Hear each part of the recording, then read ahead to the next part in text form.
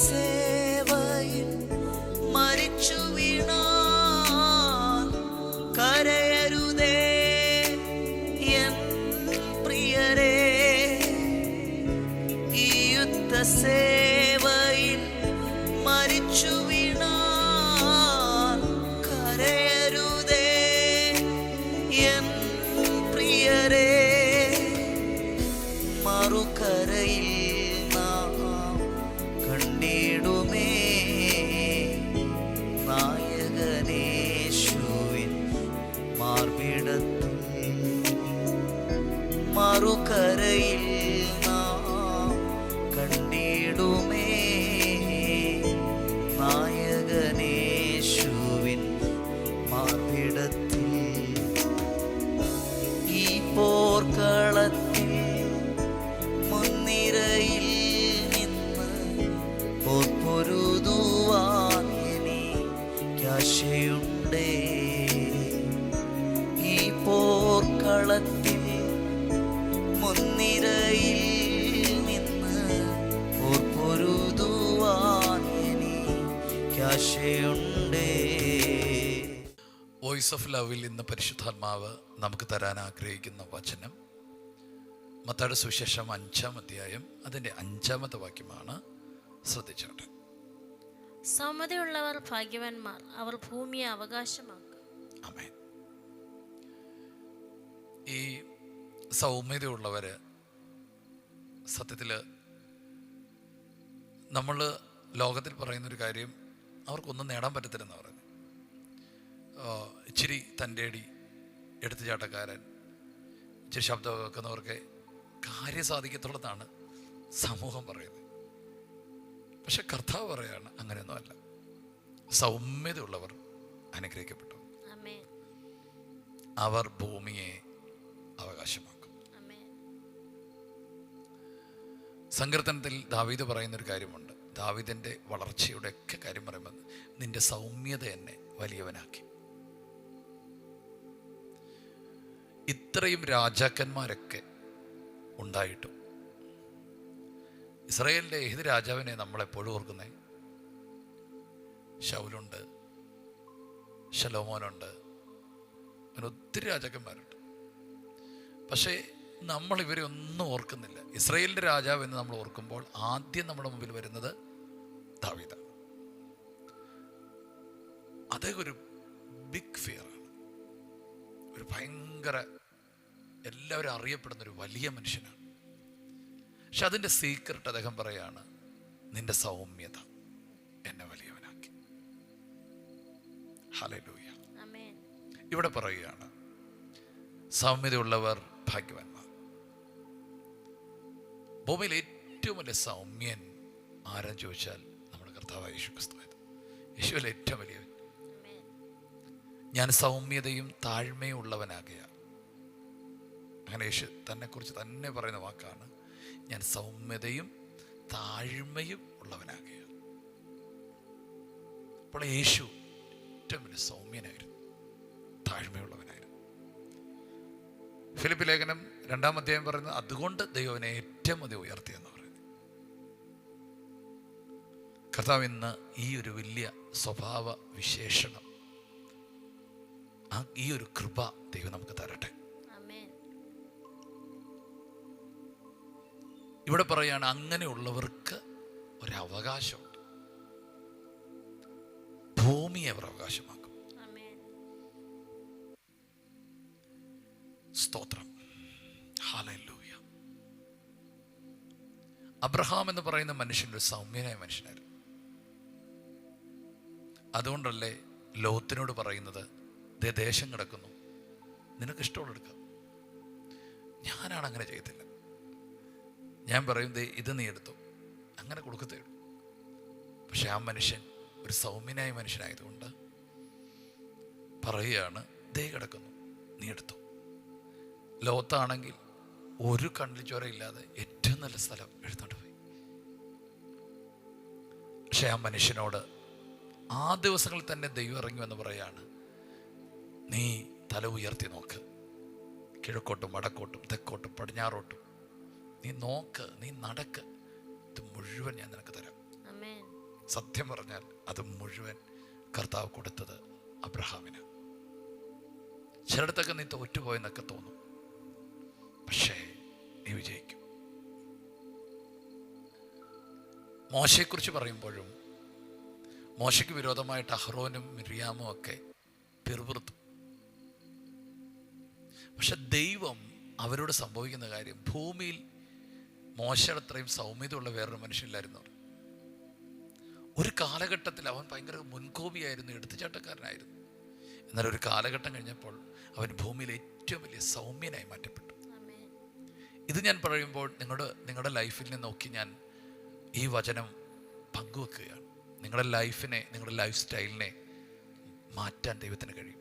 ഭൂമിയിൽ ഏറ്റവും സൗമ്യനായ മനുഷ്യൻ അത് മോശയാണെന്ന് വചനം പറയും.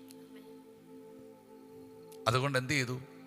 അവൻ ഒത്തിരി ദേശങ്ങളെ അവകാശമാക്കി. വാഗ്ദത്ത നാട്ടിലേക്ക് അനേകരെ കൊണ്ടുപോകാൻ ദൈവം അവനെ സഹായിച്ചു.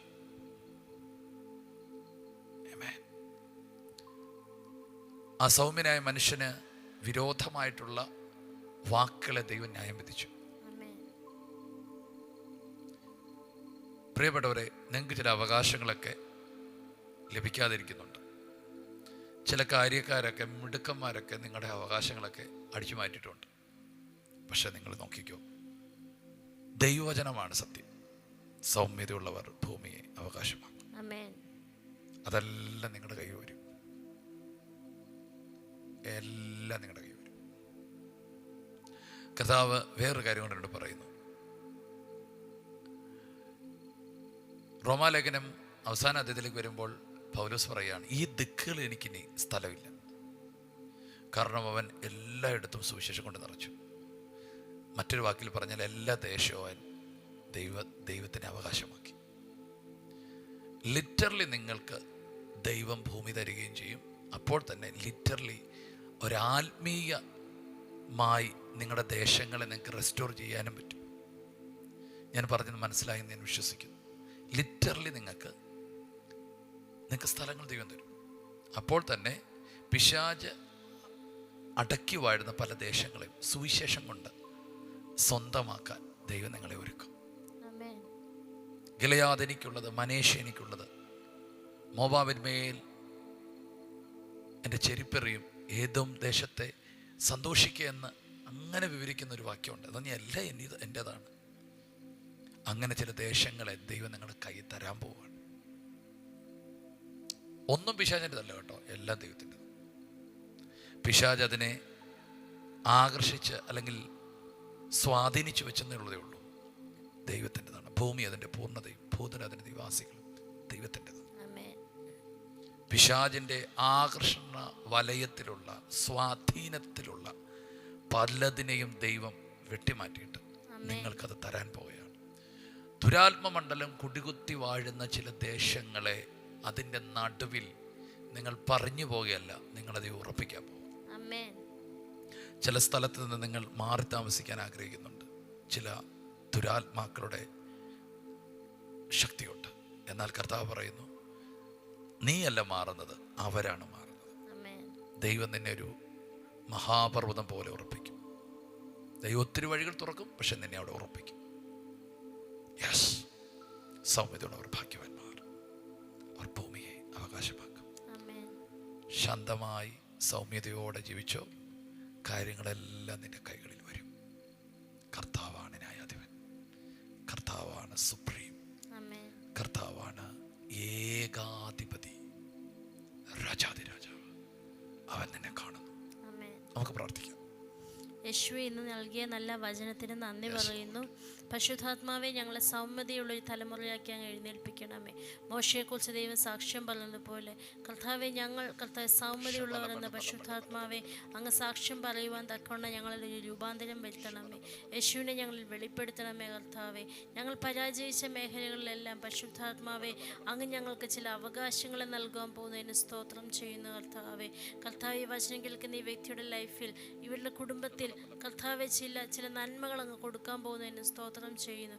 കർത്താവെ, അപ്പോൾ തന്നെ കർത്താവെ അവർ ചില ദേശങ്ങളെ ദൈവത്തിന് വേണ്ടി കൈവശമാക്കാൻ പോകുന്നതിന് നന്ദി പറയുന്നു. യേശുവെ അങ്ങനെ ഒരു ആത്മീയ ബലം അവർക്ക് അങ്ങ് പകൽ കൊടുക്കുന്നതിന് സ്തോത്രം ചെയ്യും. യേശുവിൻ്റെ നാമത്തിൽ ഇവരെ അനുഗ്രഹിക്കുന്നു. ഇന്നത്തെ ദിവസം ഇവർ വാഴുന്നവരായി മാറട്ടെ യേശുവിൻ്റെ നാമത്തിൽ തന്നെ. ആമേൻ. കർത്താവെ, ഞങ്ങൾ സ്തോത്രം ചെയ്യുന്നു. അങ്ങയുടെ വചനം പറയുന്നു നിന്റെ സൗമ്യത സകല മനുഷ്യരും കാണട്ടെ.